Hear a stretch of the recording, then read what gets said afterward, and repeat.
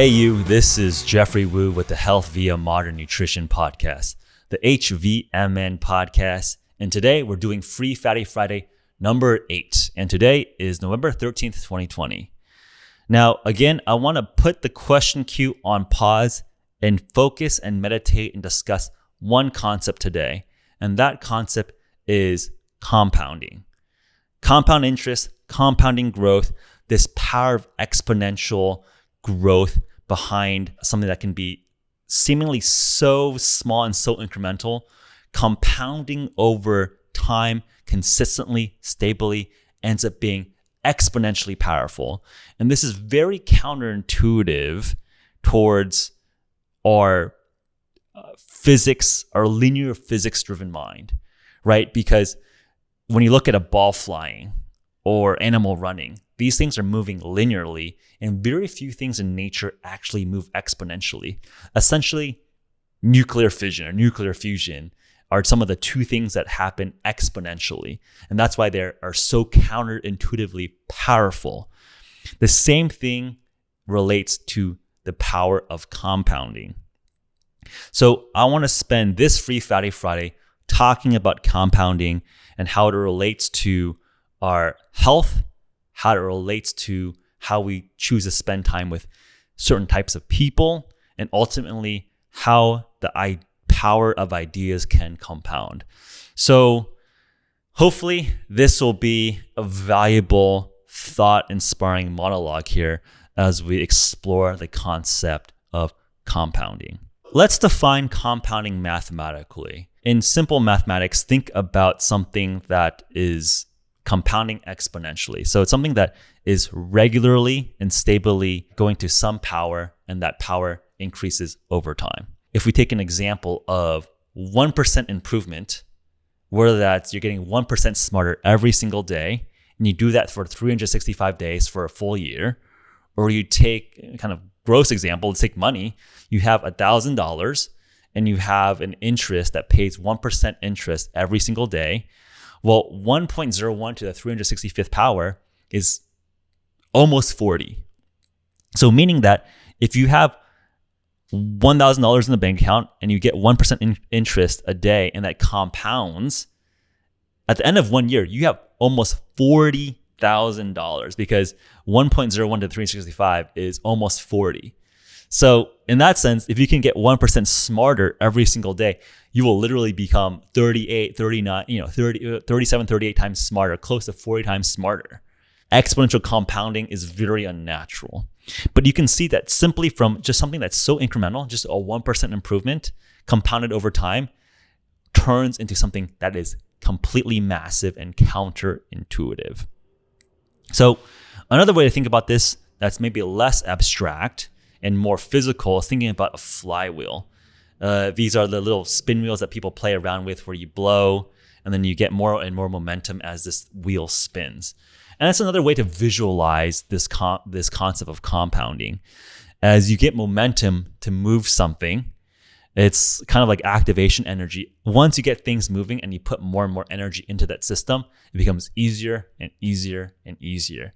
So that might be more helpful for more visual learners or more physical, less abstract learners to think about mathematics, the abstract numerical outcomes of compounding interest and exponentials versus more of a physical system where this notion of activation energy to get something moving. And once it's moving, it becomes really, really, really easy to move things really, really fast. Now, why is the idea of compounding so interesting? Well, I think a simple way to think about it is that the most interesting paradigm shifting innovations or ideas really have compounding effects on our own life and our own realities. So if we can understand how to unlock the compounding nature of ourselves as individuals, our teams, our communities, our nation states, that will likely, I think, be one of the most powerful levers to improve ourselves and improve our circumstances. So really understanding this counterintuitive exponential function, whether that's for business, whether that's for health, whether that's for culture, I think really understanding and then mastering and potentially leveraging this concept in our everyday practice. Because again, if we can do something consistently, that's a little bit of improvement over a long period of time. Again, it goes back to the compounding nature. If it's 1% improvement and you do that consistently day after day after day after day after day, in 1 year, you're literally 37, 38 times bigger than you were day one. So again, that's very counterintuitive, but once you look at the math, look at the power, you're like, wow, unlocking and having that power behind your sales turns you into a completely different beast very, very quickly. So I'm going to break down this idea of compounding in 3 different buckets and explore this with you. So one very valuable approach in terms of where I apply compounding is to health. And specifically in health is the amount of productive time we have in our limited human lifespan. We're all, if we're lucky, get, 70, 80, 90, hopefully even longer years of consciousness on this planet. And clearly, some people seem to do much more with that time than others. And what is that difference? Well, I think clearly people are allocating their time more valuably. And I'll talk about what I've seen patterns in terms of what those patterns are in terms of associating with the right types of people, as well as contemplating the right types of ideas. But one just even more fundamental aspect is if you have more time to compound, like you have more life, again, it's like 1.01 to the 365 versus 1.01 to the 1000.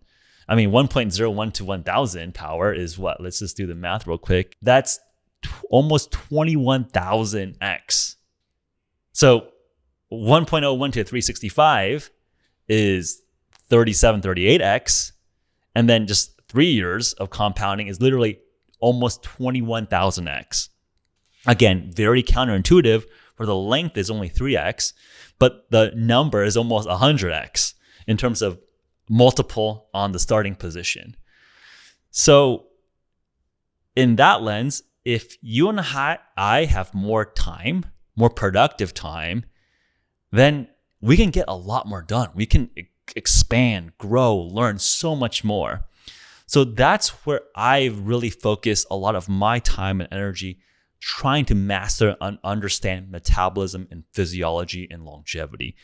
Because if I can expand the time that I'm smart, productive, efficient, and really pushing and thriving and not just being alive, that compounding nature of my productive efforts can go that much further. So that's why I think it's ultimately very important to invest into metabolic health, healthy diet, healthy exercise, healthy sleep patterns. Because if you can increment just 10% increased lifespan, you can get, 10x more compounding time to expand out your knowledge, to expand out your resources, to expand out your ability to influence the world around us. So we have to start with ourselves. If I only have 30 years to live or 1 more day to live, there's just not that much I can do. Even if you're the richest or most powerful person in the world and you have 5 days to live, your ability to impact reality around us is limited. There's just not that much you can do in 100 hours. So, regardless of physical power or money, if you don't have time to implement change, well, then you die and you go in the grave and you're no longer influential in the mortal realm.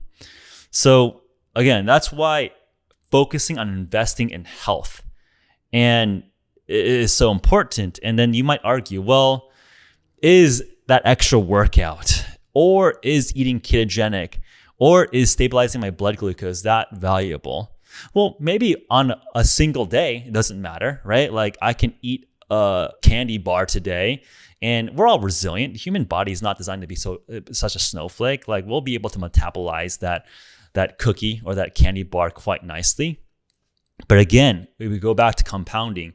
If you consistently spike your blood sugar day after day after day over an entire year, over a decade, and you have this compounding damage that may be exponential, then you actually detract overall performance, overall health span, that long period of time. So to me, it's less so about the individual action. It's about the pattern over a long period of time that I care about. So that's the motivation, the inspiration for myself when I have an easy option to go drink that extra alcoholic beverage at a friend's party, or to skip a workout because I'm feeling lazy, or eat that delicious cake. I will indulge on circumstance and I will not hate myself for it, but I think about the long-term compounding effect of this behavior over days, weeks, months, years, decades. I'm playing for the long game, not for the immediate short-term animal dopamine serotonin hit. I'm greedy long-term. So when I think about that short-term indulgence, I think about the long-term goals of trying to learn and enjoy as much of our limited time on earth as possible. And given the compounding nature of life, I want to have longer amounts of time to compound those experiences and those assets and that knowledge over that time. So hopefully that gives you a sense of why focusing on health, nutrition, exercise, healthy behaviors is valuable. Not just because I want to lecture you on, do the right thing. It's framing it within a context of compounding power of these healthy behaviors and how it stacks and becomes exponentially valuable over that long period of time. Now, let's move on to lens 2 or topic 2 in which we can analyze compounding. And that's people. And one thing that I've realized in my career, in my very, very short blip of a lifespan on this planet, is that some relationships and some people really push you and cause that exponential growth, where other people basically stabilize you or keep you at the same level of performance.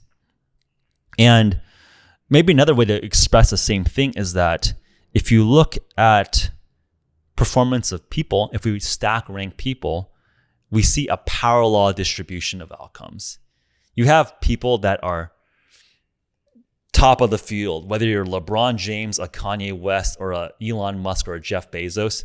Their ability as a single person with a compounding infrastructure beneath them, their impact is literally exponentially more than someone like me who has much less of an infrastructure, right? Like, these people are literally speaking and influencing millions of people and billions of dollars of assets and infrastructure. And associating and being elevated with people that can push you to that level is massive, because we have limited time. And if you choose to spend time with someone that can have exponential or compounding improvements on your dreams, your goals, your skill sets, versus someone that is the 10th best or the 100th best or the 1000th best, or someone that's not even on the list. Well, again, because the compounding power law nature of the learning, the outcomes, it's a very big difference of who and where to spend your time with. It really matters. And one thing that I've observed is that, and I like this I believe it's a Benjamin Franklin quote. It's if you want something done, ask a busy person to do it. Because again, it's going back to the compounding fact that the people who get things done end up having more and more projects to even work on, and they have more and more work to do. And the ones that really shine and really master this productivity are people that figure out processes and systems to be able to handle that much bandwidth. And you almost want to focus on the busiest person you know and try to learn, copy, figure out like what they're doing right. Because the busier they are, it's like that flywheel. Like, they've clearly figured out something, some magic combination of infrastructure, mindset, a team, the people around them, where they can get a lot done. So now it might be counterintuitive, but when you think about people that you want to do business with or explore ideas with, it's sometimes the obvious, the first answer might be, hey, find someone who has time, because they have time to work with you. But I think what I've realized is that no. If they have free time, they're probably not on that escape velocity of compounding experience, compounding network, compounding value. Find the busiest person you know and ask them and try to get them to work with you. And I think that's been one of the most beautiful realizations I've learned in my personal life over my career, which is that as I find and work and learn from people that are very, very busy, I can really accelerate my own personal maturation and clarity of thought, because these people have clearly learned at an exponentially deeper, more meaningful, more visceral pace than people that do have time. So I think when you have time by people, and where, again, we have limited by time, then the people that we surround ourselves get that much more valuable, because those are the influences that justify and influence what we think is valuable, what we think are worthy causes to spend time on. And you might say, Geoff, well, I don't know these people. I can't have access to Jeff Bezos or Elon Musk or Kanye West or Pablo Picasso or Alexander the Great or Genghis Khan. And that's true. I don't have access to them either. But the great thing about language, about technology, about information sharing is that, and I think the great thing about podcasts is that I feel like I can actually understand these people by reading biographies, by listening to their podcasts, where you can get a sense of their personality, their process, their genius by trying to learn from them through a biography, from their writing, from their podcast. So another way to think about it is that if you can't have an in-person conversation with someone that's high performing, why not do the next best thing, which is have a simulated conversation, essentially by learning through their biography and their podcast. And I feel like that's been actually a very good shortcut for me. And that's why I'm a huge fan of podcasts, long-form conversations, and reading history and reading biography, is because while I cannot contemplate and discuss and debate Marcus Aurelius, I can read his meditations, his journals, and understand his mindset as he's going through a very stressful time as the Roman Empire is being invaded by barbarians, and what he needs to do to develop a Stoic philosophy, to be productive, to have courage, to move forward in a very stressful and dangerous time. So in that sense, you do not need to limit the people that you spend time with people that you spend time in reality. I mean, we're in COVID time. I don't really even see people in person, but I have Zoom calls. So why not have a podcast or a reading where it's basically a Zoom call, in the sense that you can at least understand through written language or oral language that person, that mindset. I think that's why the best podcasts are long form and discursive, because you can really understand the personality, the thinking, the frameworks behind what drives that person. So to me, I don't think of my people network that's limited by the people I grew up in my neighborhood, or the people I went to college with, or the coworkers I have. I don't even think about it limited by space and time. I want my peers to be Genghis Khan, Caesar, Alexander. I want my peers to be the very most interesting humans across the history of mankind, of humankind. That is something that we should think about and focus ourselves. Let's not limit the people that we're inspired by just by who we randomly are born into in terms of our neighborhood. Our inspiration, our network should be across the space-time continuum. Why not pretend to have a conversation of what through Steve Jobs and through his interviews, his works? Why not understand his mind through all of the historical record? Why not understand Attila the Hun or the first emperor of China, or these interesting characters that have went through much harder times than you or I, who have access to internet, have modernity, have running food and water? I think when you have that historical context, it makes the challenges of modernity almost trivial. And once you have that lens, it feels like the problems that we have you and I today are very, very tractable. And this goes into a nice third segue, which is the compounding value of ideas. And there's another great quote. There might be another Benjamin Franklin quote, but like it's something to the effect of small minds gossip about people, great minds talk about, something, or medium minds talk about some medium level, and then great minds talk about ideas. I totally butchered that quote, but the point here is that I've focused my time and energy focusing on ideas. I think so much of our energy is focused on gossip. It's Trump this, Biden that, Kim Kardashian that, celebrity that, and those are just like national kind of shared characters that we're all talking about. But like even with their own lives, oh, this person is dating that person, girlfriend, boyfriend, straight, gay, black, white.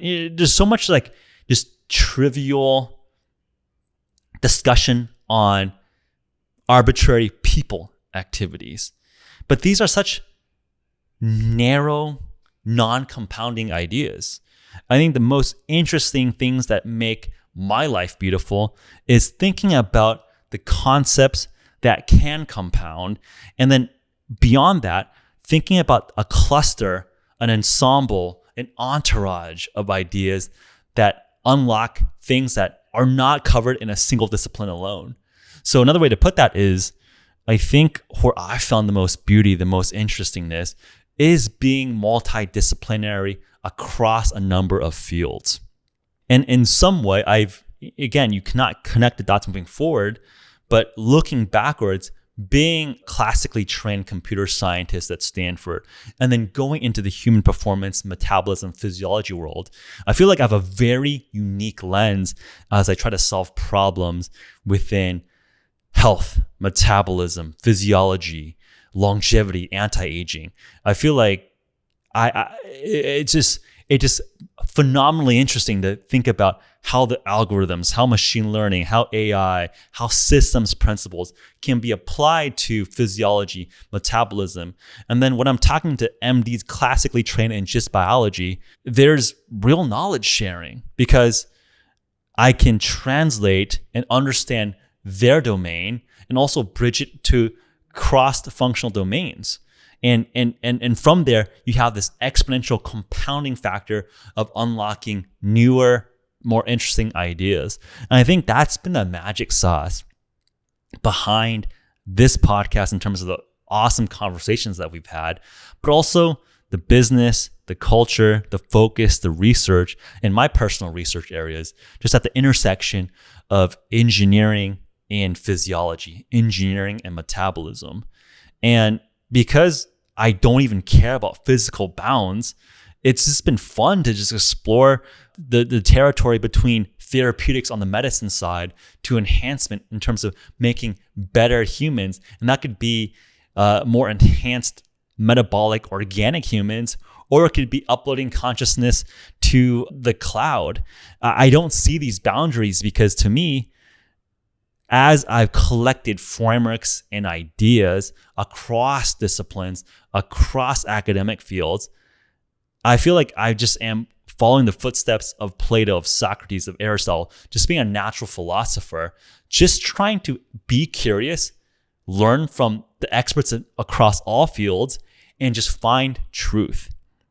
So as we go through compounding effects of health, compounding effects of finding the right people, and then ultimately finding the compounding nature of the right ideas altogether, I think that ultimately has informed a lot of my life philosophy, which is that I simply want to learn as much about this universe as possible before I die. I have a very simple mission. I just want to understand everything, and once I understand everything, I'm happy to die. And that, I think, is a very elegant thesis statement that channels across why it's important to have improved health, because then I have more time to reach that asymptote of understanding everything. Now, I'm not delusional. I'm not egomaniac. I don't expect to learn everything, but I think it's a great limit to have. Hey, like that should be we're never going to reach perfection, but I think it's great to have a goal that is inspiring. So to me, I just want to have a high goal of just understanding everything. And I know I'm not going to reach there, but it's something that will motivate me to focus on my health, to focus on increasing the lifespan, the health span, the amount of productive time I can do researching, learning, and innovating and creating and debating and exploring. And that also is motivating in terms of compounding with people. And another subtle effect around compounding is that what I've realized is that great people know other great people. And that's been one of the awesome side effects of being a part of HVMN, running a podcast, is that I have met so many awesome people that are really at the top of their field. And as I speak to them, I can pick patterns from each of these individuals who are at the top of their field and connect that and bridge that to other people in that are masters in a completely different field. So from cycling to speed skating to special operations to academics to entrepreneurship to philosophy to computer science, it's simultaneously inspiring to see how rich the human experience is, but also how similar the drive, the ambition, the curiosity is across those disciplines. So it is at one point humbling, and another point just awe-inspiring to see that everyone that are the best in their field just feel very much the same. Everyone is just seeking truth. And by associating and finding people that match that desire, and again, it doesn't have to actually be in physical space-time synchronicity. You can find those peers through podcasts, right? Like, not to put myself in that category, but when I'm talking to you right now, we're not synchronized in the space and time. But I think through this monologue, you have a sense of my personality, my thinking, my framework, and you can borrow, steal, evolve, incorporate these ideas into your own life. And we can have this conversation. And I think with social media, with internet technology, we can have these asynchronous conversations. So don't limit your community with just the people that are born in your neighborhood and or just in your time era. Commune, have friends, have peers across time span. Why not try to incorporate the best of Nikola Tesla with, Aristotle and Galileo and Copernicus, and try to collate your peer of people that is your tribe. And it doesn't have to be a physical space-time synchronous tribe. It can be across a historical record. And ultimately what that leads to is just a focus on the most inspiring ideas. And again, I think small people talk and gossip about other people. Great people talk about ideas. And that's ultimately is something that I love to just spend the rest of my life thinking about, which is exploring concepts, bridging concepts, and just pushing the limits of understanding of reality of our universe.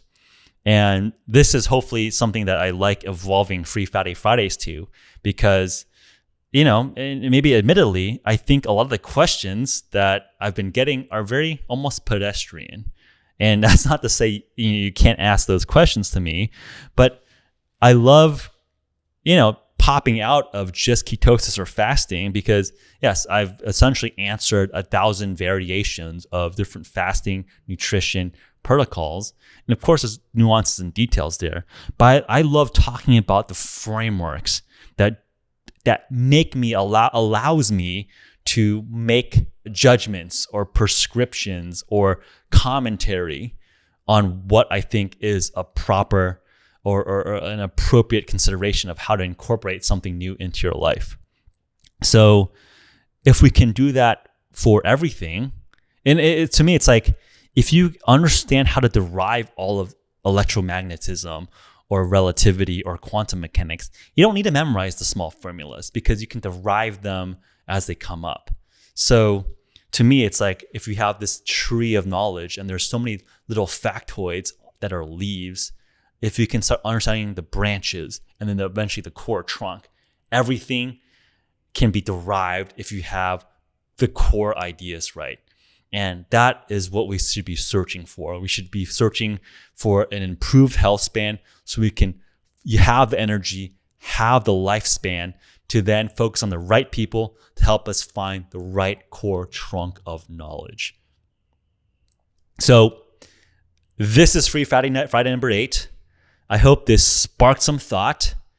And I'd love to have this conversation across space-time, right? We can have an asynchronous conversation about compounding, about how this notion of compounding affects health span, how this notion of compounding affects people selection, how this notion of compounding affects idea selection.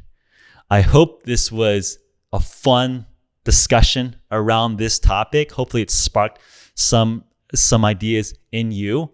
And I'd love to hear what those ideas might be.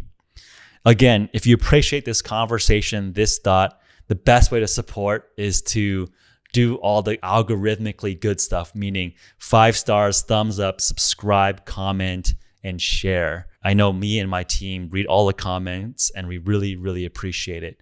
So I'm going to wrap it up here. This is Geoff Wu. Hope you do something that makes you stronger, more resilient. Do it every single day. That's how you compound. One little tagline that I'd love to get your feedback on is do something every day that makes you harder to kill. It's a little bit maybe barbaric, but I think it's tongue-in-cheek. And I think it matches like the energy and the vibe well, which is, hey, compound and do something that makes you stronger. So every day, do something that makes you harder to kill. Geoff Wu out.